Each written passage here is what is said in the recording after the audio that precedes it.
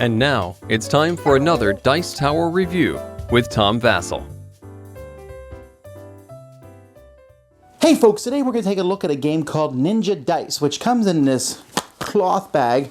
I can squish it because the game's not inside it here, with the eyes on the front of it. It's actually a pretty cool little selling point to this game, and I like this. I like this as a case. It's nice and square, fits on the shelf. But I'm going to do something I don't often do in games, and there's a little expansion for Ninja Dice called Location Cards. And this expansion actually fits into the bag, so not a problem. The reason I'm mentioning this is because I played Ninja Dice, and I thought it was okay, but when I added in the location cards, it doubled my enjoyment of the game. So I'm telling you right now that I recommend this game, but I think you should get these and use these. They're kind of a critical part to the game. Let me show you the whole thing.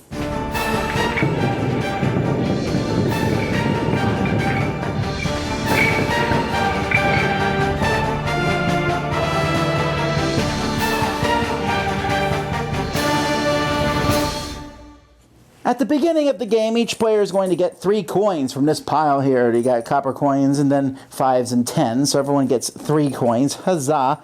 Your goal is to get the most coins. Each player is going to take a turn in 3 different rounds of the game. We have what are called house dice here. In the first round, 4 dice will be rolled, second 5, third 6 dice. One player is going to roll them for the player whose turn it is. So here they've rolled 3 warriors, 2 citizens, and a lock. That's what's on the sides of these. There's locks, citizens, and warriors. Then each player who's not taking a turn is going to take one of these dice. There's 4 dice. So in a 4-player game, you'd hand out 3 of them. And the player whose turn it is going to take these 5 dice here, and they're going to roll them. Everyone's going to be rolling simultaneously. Hooray! Now the first thing you'll do is a player will look, anyone who's rolled an arrow, and you can see there's a line in front of the arrow. That means this player who rolled the green die can steal from any player who has is to the right here of this line. So they can steal from the main player or the red player, but not the blue player, because the blue player is behind the line. Although you'll notice the blue player is going to steal from the green. The red can only steal from the black player. However, the main player cannot have dice stolen from them because they've rolled this blocking die. So green will steal 1 from red. Red can't steal from anybody. Blue will steal 1 from either green or red. Another thing that the other players might roll, besides they can also roll blocking, is they might roll this time symbol. When that happens, they'll place it up here because that keeps track of how long the main player has to handle what he's trying to do. The main player is going to take the rest of his dice, and he's going to try to defeat the different things over here. If there's a lock, the only way to beat a lock is with a lockpick. So you can place one there. If there are citizens and warriors, you deal with them the same way. You can fight them, or you can sneak past them. So I could fight the 2 citizens, and then I have to sneak past 3 guards. I have 2 sneaking past those 2. You can't mix. I can't say I'm going to sneak past 2 of the guards and fight the other guard. That just doesn't work. But you could fight the citizens and sneak past the guards, or fight the guards and sneak past the citizens. That's not a problem. Now, if you roll the fortune die, which is wonderful, you can put this behind and it's facing when you roll it, another die. You can place it behind a die, and I can say this die is now 4 sneaking. In fact, if I rolled 2 fortune dice, that could make it 8 sneaking, which I don't need here, but you might need if you roll when you're rolling 6 dice. And then finally, there's a wild side to the die, and that can be used as sneaking, fighting, or as a lock pick. Now, after a player has assigned dice, he can stop. If he stops, he's going to get 1 coin for each die that he's defeated. Or he can roll again. However, if he rolls again, everybody else gets to roll again, and any dice that haven't been rolled are handed out to players. And if 4 of these time hourglasses are rolled at any point in time, then your turn is immediately over and you get nothing. Now, normally what you'll get is 1 coin for each of these, but if you beat them all, you get a bonus. 1 coin in the first round, 2 in the second, and 3 in the third. In the expansion, we have 3 decks of cards, a deck of round 1, a deck of round 2 cards, and a deck of round 3.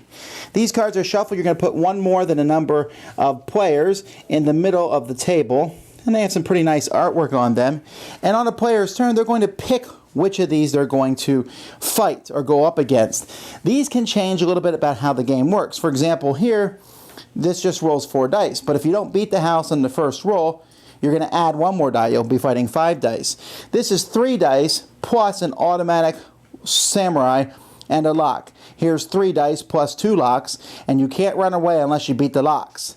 Here you have 4 dice plus a lock, and you can't use fight dice this round. You can always sneak. And you can see, if you beat them, you'll get a bonus. That's in the top corner if you beat everything. So here, this one's a harder one, so it's worth 3. Later on in round 3, you can see they get much more difficult. Here, there's 4 dice plus 4 citizens and 2 locks. Here we have 6 dice. Once you save a fight dice, you can't use sneak dice anymore. Here are 6 dice plus 2 citizens. The first roll is free of threat rolls. Here 4 dice plus 4 warriors plus 2 locks. These are much harder, but also the bonuses are much better. Either way, whether you use these cards or not, after 3 rounds, the game is over. Whoever has the most money is the winner. Okay, well, let's talk about the game itself. The idea has push your luck, which if you watch my videos, you know is something that I enjoy quite a bit. I like to be able to say, I'm going to stop. Nah, I'm not going to stop. I'm going to roll the dice one more time. The arrows and where they land on the board, that's interesting. I mean, there's not really any skill involved there. You roll it and you hope that the arrow's pointing towards someone else so you can steal coins. And in this game, there's coins flying all around the table. I don't even know if that's really a necessary part to the game. I think it's kind of there to give the other player something to do when it's not their turn, and it works in that regard. I don't think it's integral to gameplay at all.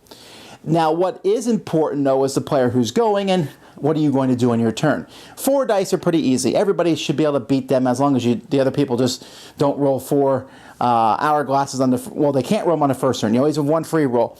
But on the second turn, if you push your luck 1 time... are you going to use that fortune die and multiply something times 4? You only have 5 dice, so you have to think what combinations are possible to even beat these. When there's 6 dice out there, it's very difficult.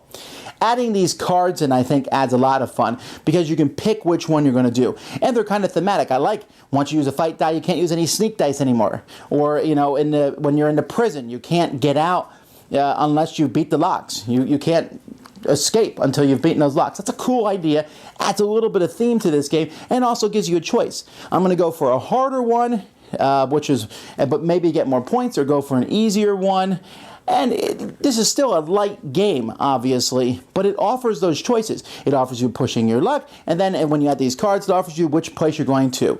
Nothing heavy, but fun, great packaging, a cool theme, high quality dice and coins. The artwork on these cards is tremendous. So, without this little expansion, I would say, it's okay, push your luck game, no big deal, fun, nothing great.